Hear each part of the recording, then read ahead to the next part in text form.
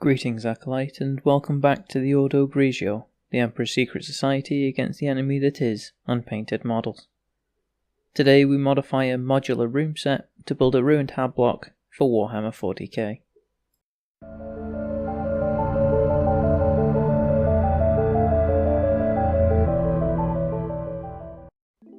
So like any good build, we start with a pile of bits.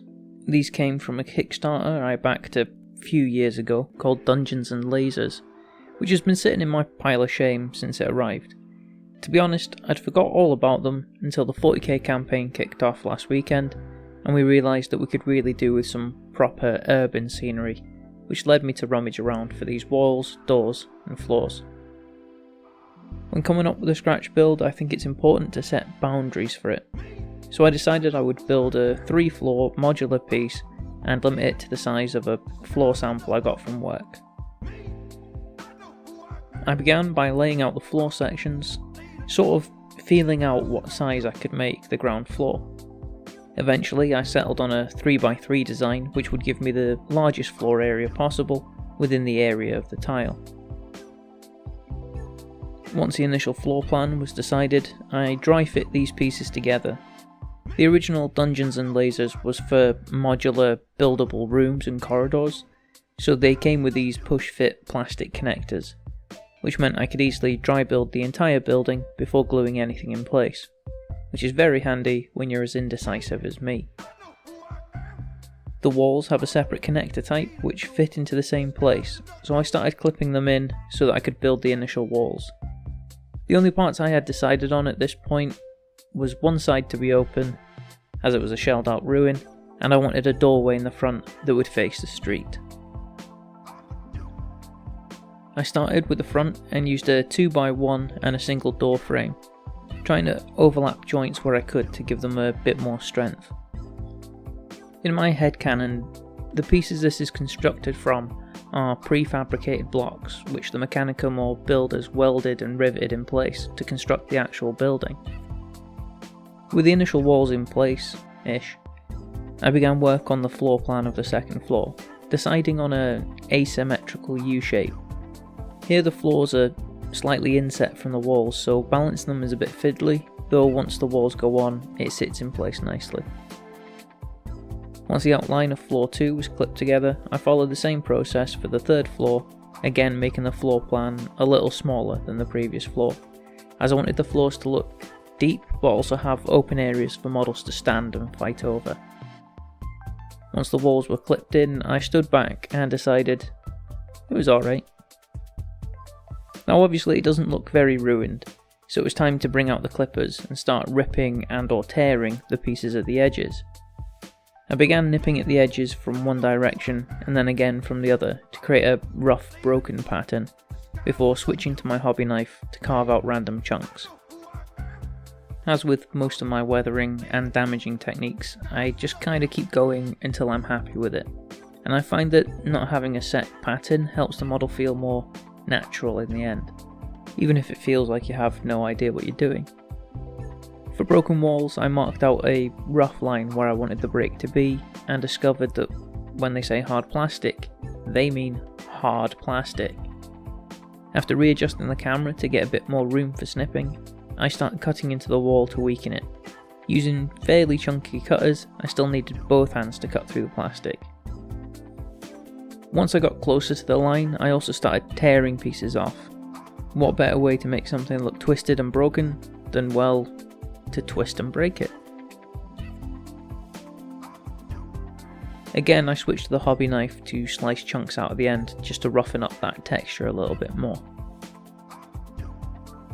Once the damage was done, I glued the pieces together, and then I began filling in the holes in the floors with the provided pegs, which I did intend to glue into place. However, the push fit is probably stronger than most of my glue joints, and some of them needed some persuasion to fit in the hole. While gluing the model together, I decided I wanted to leave the floor separate, so I used a combination of sprue and rubble chunks glued to the corners of the bottom 2 floors to help hold the floors above in place, keeping them stable but also allowing them to be removed if necessary. This left our ruins looking a little bit like this. I did also add in an additional floor tile in the middle floor. Now, as nice as it's looking, it's missing rubble piles and detritus, so I mark where the middle floor ends with my knife in a wall section and begin gluing down some of the chunks I've cut out when damaging the walls. I wanted to add some variety to the floor, however I wanted it to stay playable and not have too much wobbly model syndrome, so I kept the large chunks to a minimum. Next, I used what was left in my pot of Astro Granite, a basing medium from Citadel, and smeared this onto the floor. This would add rubbly texture to the floor, but is fine enough to not make the models wobbly.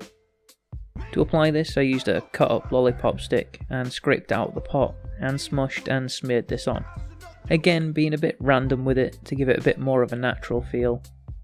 Though before I start making more of these buildings, I definitely need to find a good cheap alternative to both this and to washes, as building a table's worth of terrain like this would get real expensive real quick. Once this was applied over all 3 floors and had a chance to dry, it was time to crack out the airbrush and prime the models. You can see the result here, as I don't actually have room to film spraying something this size. I sprayed it all over with black, then the exterior got a Russian green and the interior got a zenithal grey spray. To start the painting, I used plate mail metal from Army Painter for an overbrush of all the floor areas, though I didn't try too hard to get into the corners or right into the gaps of the rubble, just a quick application to give them a bit of sheen and help them stand out from the grey and the rubble. Next, I used Pallid Bone, a speed paint also from Army Painter, and thinned it slightly with water on my new silicone popper fidget toy palette creation. It looks dumb, I admit, but once the paint dries, you can just pop it out, and it saves leaving a mess behind.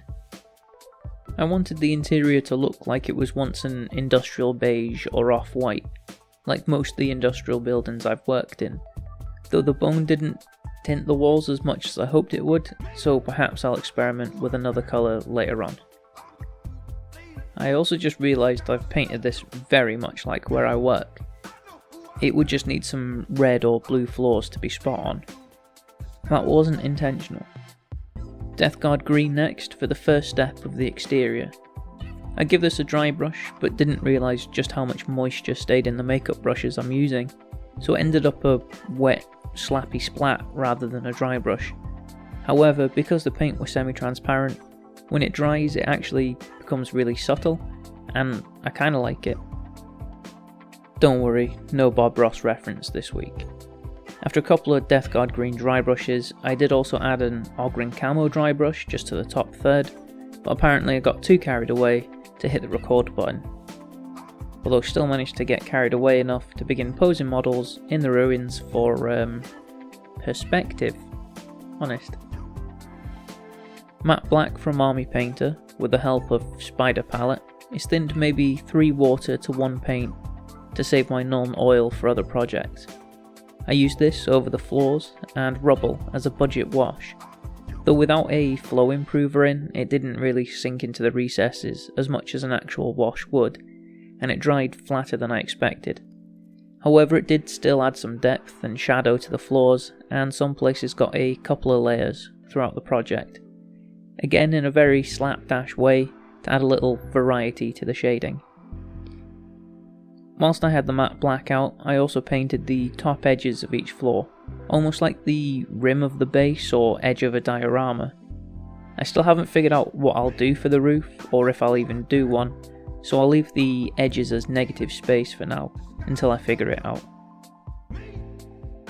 Once dry, I used Dawnstone as an initial dry brush for the rubble, however it was way too similar to the shaded grey prime, and was essentially invisible. So I switched it out for Celestra Grey.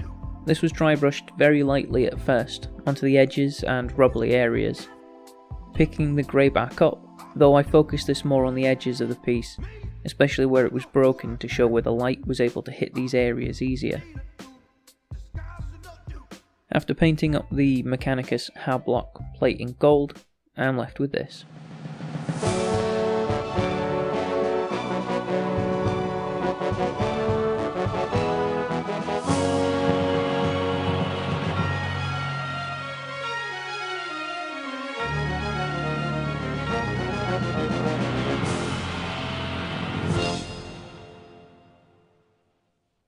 There we have a 1-day build of a Ruined Hab block, the start of my Cityfight Terrain for the 3rd edition campaign I'm running.